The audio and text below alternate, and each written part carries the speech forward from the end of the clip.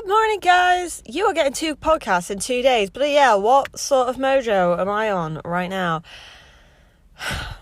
Anyway, this one probably isn't going to be so long as the other ones. It's just something that I've been speaking to someone recently, and we had quite conflicting interests in money. I know everyone loves to talk about money. But yeah, so I was talking with a friend of mine, and I love her to pieces. You know, she's an amazing human being. But she was... Right, we'll go through a backstory, because I think if I just delve straight into it, people will be like, what the fuck is she on? So I've been brought up in a family which they saved every single penny that they have. And because we weren't well off, my parents did struggle when me and my brother were younger. As you know, 2 young kids, it's not easy. Like, kudos to them. Like, bloody hell, I appreciate my parents so much. And so the way that they got about things was, especially my mum, she is the money person. She's the one who makes sure that money goes exactly where it's meant to go. And she is definitely she is definitely the financial person. And they would save every penny that they had. And I've had that sort of upbringing, which, to be honest, don't think that's a bad upbringing when it comes to money, especially when you're a young teenager. And in the case for me, I was earning money by the age of 12. So having my mum and dad behind me saying, try and save this, or try and save a certain percentage, or try and do this, or try and do that. It did help me out. Of course it helped me out. I was able to, with my first job I think it was like my second paycheck, I was able to buy myself my own 40-inch TV, which back in like 2010, that was, it was top of the range. It was expensive at the time. I don't know. I think it was about $350 or something. But, I was a 18-year-old buying herself a 40-inch TV for a tiny little box room and stuff. Because to me, that was such a pinnacle moment for me to be like, wow, like I can actually afford this. And it's incredible. I think that TV is still going. So kudos to that TV. So I got used to that sort of way about money, which was, save everything that you have, or at least save a certain percentage, and so forth. As I got older, I have not kept to that, and I'm not gonna lie about it. And not for the reasons I decided to do what I wanted. I just got really loose with money, and I would buy ridiculous things. I think in 1 month, and this was before I started doing anything on the level that I'm doing now. This was just with a day job and then doing some side jobs to just make a little bit of extra pay cash and stuff. And I'd just blow it. I'd buy, if you meet me, I'm not the biggest dress person. It's not my thing. But I remember one time I went out and spent 150 quid on just floral dresses, summer dresses, and I think I wore one of them. The rest of them never made it out of the closet. And so that was a bit of a pointless buy, but that's the kind of point that I got to. So now I have a different viewpoint about money, and this is where it kind of conflicts with the conversation I was having with my friend, which she was very much you have to save as much money as you can, to buy your house, to buy this, to buy that, to invest, to save. And I was like, right, yeah. I guess so, but also no. And she got really confused. And the point that I kind of was trying to get across was, I have realized as I've made money and then invested into things to make it multiply, I have in turn made more money. I still put a percentage of my money into a particular bank account, and that stays there for emergencies. And I'm not allowed to touch it. I will never be able to touch it, really, unless it's an emergency or, something bad happens. I still think you have to be conscious about money. I think the point that she took up was that I was quite, is it fritterous, you know, like I kind of fluttered money away. And it wasn't.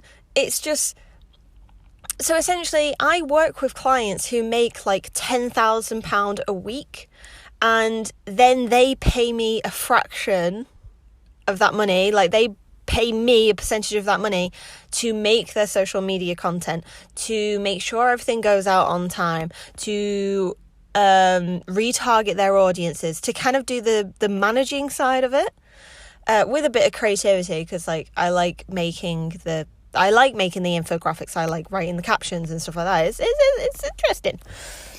And it was as I worked with those people and saw how it works, was why I've come to this analogy. Analogy? Yeah, I think it's the right word. If it's not, DM me, tell me I'm wrong. You know, like, there was one client in particular, sadly we don't work together anymore, but I wish them the best of luck in the future.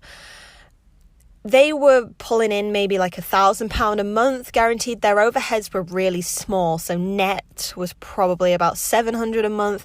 But if you think about that, 700 a month between two guys, it's not enough to live off, is it? You know, they live together, and you know, they were trying to make everything as cheap as possible, which, you know, kudos to them. But they both still had to have part-time jobs to make up the extra money.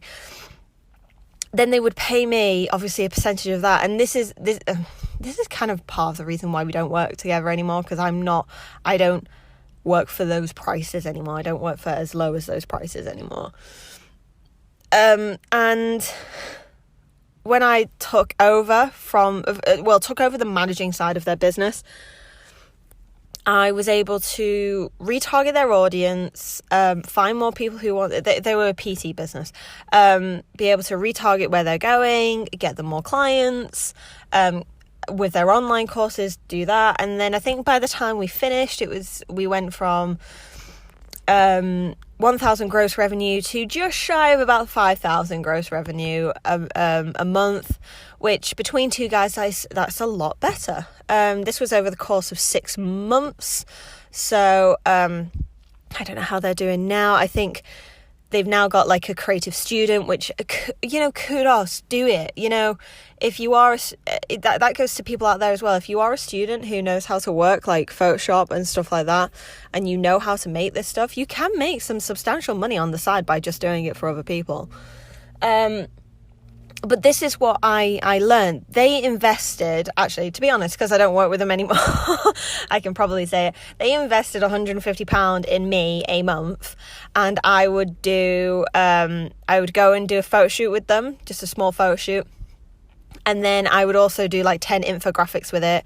I would help them write their articles, and I would watch their pages to see what sort of like engagement we were getting and what sort of people from which area, and basic social media business, essentially. But for £150 a month, you then look at the £4,000 worth of profit that came from it, instead of sitting at £1,000 a month and having to do all the work yourself and then not having time to outreach and stuff. By investing a small section of their money with someone who essentially knows what they're doing. At that time, I'm still learning, you know, like I was still learning at that point as well. Then they've both been able to, like, you know, boost their income. So that was what I was trying to get across to my friend, because it wasn't that I don't agree with that you need to save money. I do agree that you need to save money, but I also very, very much agree that money sitting in your bank account is never making you money. So it's great if someone is paying you 700 quid a month to do social media marketing for them. That is brilliant. But then what are you going to do to multiply it, to make it bigger? You know? That's where I've got to. I've got to that point now where people and businesses are invested into me, and I am making their business grow. Now, what do I need to do for the same effect? That's kind of what I was saying. Like, not saying that you shouldn't save money. You know, if you want to buy a house, there's a lot of people out there now that says, you shouldn't buy a house, you should rent. That's not the way, that was a very old generation thing. But for me, I probably at some point will still buy a house. And you know why I'll still buy a house? Because I have always wanted to own my own house. It's what I've wanted since I was 16 years old.